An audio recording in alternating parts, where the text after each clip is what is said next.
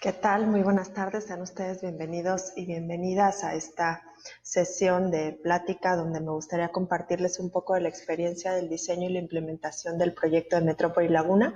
Mi nombre es Talia Romero y agradezco mucho la invitación del Consejo Visión Metrópoli para participar en esta iniciativa de los jóvenes que trabajan y colaboran con el INPLAN. Bien, pues les he preparado una pequeña presentación para compartirles esta experiencia que me gustaría mucho que también me hicieran favor de retroalimentar en el espacio que van a tener a finales de la semana. Este proyecto de Metrópoli Laguna es un proyecto que ustedes pueden conocer a mayor profundidad en su página web, en metropolilaguna.mx y a través de sus redes sociales. Lanzamos esta campaña desde marzo del 2019, es decir, que estamos cumpliendo un año de haber lanzado el proyecto, pero previo al lanzamiento hubo todo un proceso de planeación y de diseño de estrategias, que es el que me gustaría compartirles de manera muy breve y muy general en estos 15 minutos de charla. Estamos esperando la diapositiva. Aquí está. Bien, pues como ustedes y yo sabemos, cualquier idea surge de una necesidad. Puede ser una idea de un proyecto social, pero también puede ser la idea de un producto nuevo, de una empresa, de cualquier otro emprendimiento.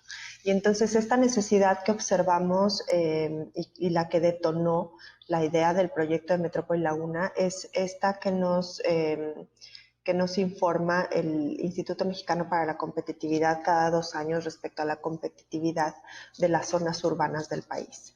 Y en el grupo de zonas urbanas de más de 1 millón de habitantes, que compara zonas metropolitanas y centros urbanos como los que ustedes están viendo en esta gráfica, pues podemos ver a la laguna en qué posición se encuentra con respecto a otras zonas del país.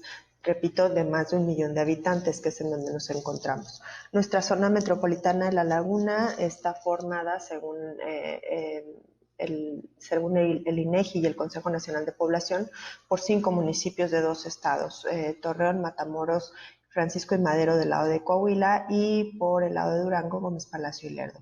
Y entonces esta baja competitividad, digamos que se convirtió en el problema de nuestro proyecto.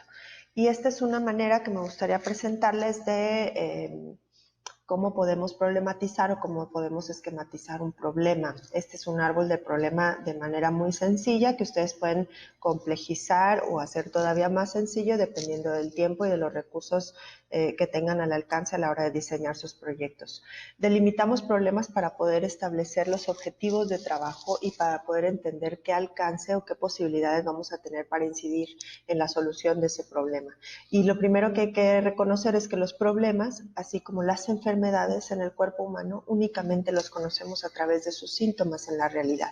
Es decir, si estamos enfermos de una enfermedad pulmonar, pues los síntomas nos van a reflejar esa enfermedad con, no sé, todos los síntomas que tenga una gripe, el dolor de cabeza, la fiebre, el flujo nasal, etcétera. A partir de esos síntomas es que el médico nos puede diagnosticar y de la misma manera nosotros podemos hacer diagnósticos de los problemas en la realidad a través reconociendo los síntomas que son visibles y que nos afectan en la vida cotidiana. Cada uno de esos síntomas está relacionado o está causado de manera directa e indirecta por algunas otras situaciones o decisiones o condiciones del medio ambiente o de alrededor del medio ambiente. Esto es las causas directas, indirectas y estructurales que ustedes están observando en la pantalla son las que nosotros tenemos que reconocer a la hora de elaborar nuestro proyecto, de empezar a pensar en el problema. Una vez que hayamos reconocido estas causas es que vamos a tratar, dependiendo, insisto, del tiempo del que disponemos y de los recursos con los que disponemos, tanto humanos, técnicos, económicos también, por supuesto, sobre cuál causa vamos a tratar de incidir para terminar con ese síntoma o para disminuirlo de alguna manera. Es muy importante reconocer que a medida que bajamos en el árbol, causas directas, indirectas y estructurales, la cosa se va poniendo más compleja, de tal forma que las causas estructurales por lo general son los grandes temas que provocan no solo un problema, sino muchos problemas en una comunidad o en un país o a nivel global. Por ejemplo, el sistema económico. En un análisis sistémico de la realidad, las causas estructurales por lo general son ese tamaño de condiciones o de fenómenos a los que muy difícilmente vamos a poder abordar desde un proyecto social con los recursos a los que nosotros tenemos acceso. Entonces, por lo general, nos vamos y decidimos por causas directas o indirectas. En el caso del proyecto de Metrópoli Laguna, la causa indirecta que decidimos abordar fue la falta de coordinación en la planeación y toma de decisiones en la zona metropolitana de La Laguna, y esa lo observamos también en la vida cotidiana, es una cuestión de realidad cotidiana. Una vez que hemos identificado esa necesidad o ese problema y le hemos puesto causas y hemos decidido sobre cuál causa vamos a trabajar, que es la que se va a convertir en nuestro objetivo, entonces la tarea es leer y leer y leer, investigar, investigar, investigar y hacer mapas y todos los instrumentos que podamos generar para sintetizar la información que estamos encontrando. Nosotros leímos sobre todo sobre marcos jurídicos vigentes, encontramos que ya hay leyes tanto generales, la ley general, hay leyes estatales y hay reglamentos municipales que ya contemplan el tema de gobernanza metropolitana, que ya se delimitan temas de interés metropolitano e instancias de coordinación metropolitana que aún no están operando en nuestra zona de La Laguna. También nos pusimos a leer sobre experiencias nacionales e internacionales, en el caso de Bilbao en España y Bogotá en Colombia. Encontramos cosas muy interesantes, y también en el área metropolitana de Guadalajara a nivel nacional. Muy importante también destacar que en el caso de las experiencias que estemos abordando, que estemos conociendo de otras realidades, tenemos que también dimensionarlas para no tratar de copiarlas tal cual y tratar como con calzador de meter esas soluciones a las que ellos llegaron para tratar de solucionar nuestros problemas en nuestra realidad. No son iguales los problemas porque no son iguales los contextos. En el caso de Guadalajara, por ejemplo, que ha tenido una experiencia exitosa en la implementación de su modelo de gobernanza, pues también entendemos que es una zona metropolitana que se inscribe en una sola entidad federativa, en un solo estado. En el caso nuestro, el problema se complejiza aún más porque somos parte de una zona metropolitana interestatal. Entonces, las soluciones a las que ellos llegaron definitivamente van a ser distintas, o mejor dicho, las que nosotros podamos construir van a ser distintas a las que ellos ya han llegado desde sus acuerdos.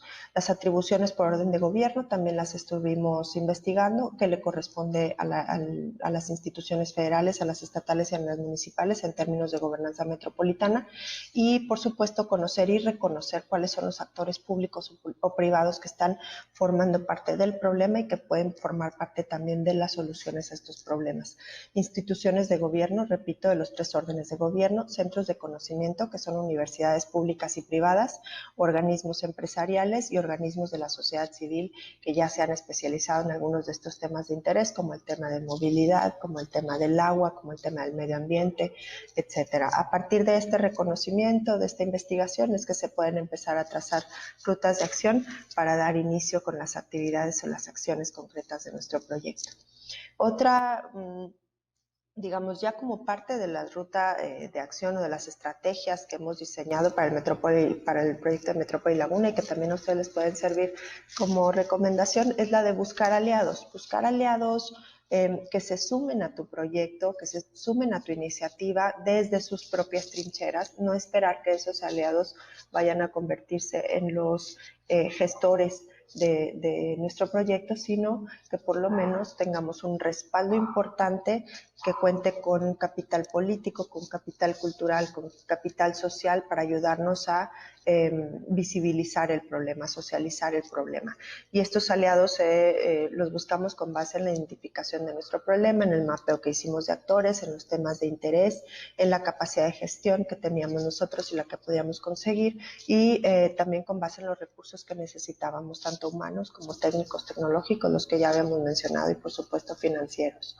Definimos mecanismos de comunicación y de cooperación de manera colaborativa. Esta es una invitación que también seguramente ya la habrán escuchado en otros espacios. Los liderazgos que se están conformando actualmente tanto en la iniciativa privada como en los organismos de sociedad civil a nivel global ya no son verticales, ya no es el jefe o la jefa que todo lo sabe y todo lo tendrá que resolver, sino que, o que todo lo impone también, que es un tipo de liderazgo muy negativo, sino que se trata de conformar redes para trabajar de manera colaborativa y de manera horizontal, en igualdad de condiciones de voz y voto para la toma de decisiones de nuestro proyecto. Es importante también informar y retroalimentar periódicamente a todos estos aliados. Estos logotipos que ustedes ven en pantalla son quienes ahorita colaboran con y forman parte del proyecto Metrópoli Laguna. Ahí les pongo abajo cuál fue el objetivo general con el que dimos para este proyecto, que es contribuir al diseño y la implementación de un modelo de gobernanza específico para la zona metropolitana de La Laguna. Si recuerdan, hablamos de que toda esa experiencia que habíamos leído de otras partes nos tenía que servir para diseñar algo que sí pueda funcionar, que sí pueda ser viable para La Laguna. Un tema muy importante del desarrollo de nuestro proyecto ha sido el diseño de la estrategia de comunicación. Hemos contado con ayuda de profesionales de la comunicación también en términos de marketing y de social media, pero muy importante ha sido esta estrategia para socializar este tema. Es un tema que no formaba parte de la agenda de medios cuando iniciamos con el proyecto, no formaba parte también tampoco de la agenda de municipios o de estados, y que logramos incluir en la agenda a partir de la vinculación también con las instituciones federales que ya estaban empezando a tomar acciones con respecto a este tema en el país. Es muy importante para comunicar que podamos contar con una capacidad de analizar y de sintetizar la información que hemos aprendido, pero también más importante, creo todavía, es desarrollar esa capacidad para adecuar el mensaje de acuerdo a quién nos está recibiendo ese mensaje. Aunque la información sea la misma, no es el mismo lenguaje, ni es la misma estructura, ni la misma herramienta que me va a ayudar a llegar con cierto interlocutor que tal vez cuenta con otro contexto, otras referencias por sus estudios, por su formación, por su trabajo, por lo que hace todos los días. Y entonces es importante aprender a diseñar estrategias de comunicación que incluyan a todos los interlocutores que van a estar participando en este proyecto. Con la misma información, repito, no se trata de decirles a unos una cosa y a otros otra, sino con la misma información ser capaces de hacer llegar nuestro mensaje de maneras distintas. ¿Para qué? Sobre todo la parte de comunicación tiene que ver con que esa necesidad que ustedes ya han detectado, que en este caso nosotros detectamos sobre la falta de competitividad de la región, ser capaces de que nuestros interlocutores, lograr que nuestros interlocutores se identifiquen también con esa necesidad o logren encontrar esa necesidad y logren apropiarla para sus necesidades y para su vida cotidiana. Y entonces también en ese sentido va lo de identificar el alcance de las herramientas de comunicación disponibles. Si únicamente disponemos de las redes sociales, es importante que logremos entender a quiénes y cómo llega el mensaje a través de las distintas redes sociales. No es lo mismo y no sirve para lo mismo en términos de comunicación social el Facebook que el Instagram, que el Twitter y que las demás herramientas que ustedes se puedan topar por ahí. Ustedes como jóvenes, más jóvenes que yo, seguramente les reconocen sus particularidades y en ese sentido también hay que tomarlas en cuenta para el diseño de nuestra estrategia de comunicación. Una cosa también muy importante es que cada vez que vayamos a explicar en nuestros mensajes las necesidades y los problemas, las acompañemos de propuestas, de ventajas y de beneficios que representaría la solución de ese problema o la disminución de ese problema para nuestros potenciales aliados. Y otra recomendación sería, por último, la de salir de redes sociales. Este cuadrito que viene abajo sobre enfoques transversales de la comunicación social es una participación, es una idea que creo que les puede ayudar a evitar tener problemas en la comunicación que les puedan generar ruidos innecesarios. Tomar en cuenta el enfoque de género, de sustentabilidad y de inclusión, por lo menos en la estrategia de comunicación, sería sería importante. Lo mejor o lo ideal sería que también incluyéramos esos enfoques en todo el planteamiento del proyecto. Y bien, pues como el tiempo se nos termina, ya lo último sería como una manera o una propuesta de cómo evaluar para poder ir rediseñando las rutas durante el proceso. La evaluación, a veces pensamos que es algo que se da al final del proyecto. Yo creo que la evaluación, si no va durante algunos pasos del proceso, entonces nos puede alcanzar el término del proyecto sin que y se nos pueden pasar algunas cosas que no hayamos visto durante el proceso que se pudieron haber reacomodado para mejorar. En fin, aquí les presento como un objetivo general que tenga diferentes objetivos específicos. Se puede ir armando actividades para cumplir cada uno de esos objetivos. Estos objetivos se convierten en metas y se convierten en metas para que podamos generar indicadores de evaluación. Los indicadores son los que dicen la regaste o si llegaste a la meta o no llegaste a la meta o casi llegas a la meta. ¿Y de qué manera les puedo dar un tip muy sencillo para convertir objetivos en metas? Es el objetivo, perdón, la meta es el objetivo específico con un número que nos ayude a representarle. Por ejemplo, si mi objetivo específico es bajar de peso, mi meta tendría que ser bajar 5 kilos de peso en 4 semanas. Y entonces esa meta sí la puedo convertir en un indicador. Si yo me salto en la parte de las metas, los objetivos, bajar de peso, pues difícilmente voy a poder evaluar si bajé o no bajé de peso, porque no tenía claro cuál era la meta. Bueno, tal vez sí puedo saber si bajé o no bajé de peso, pero si no le pongo un número a la meta ya en términos de un proyecto de impacto social, va a ser difícil que podamos identificar la incidencia.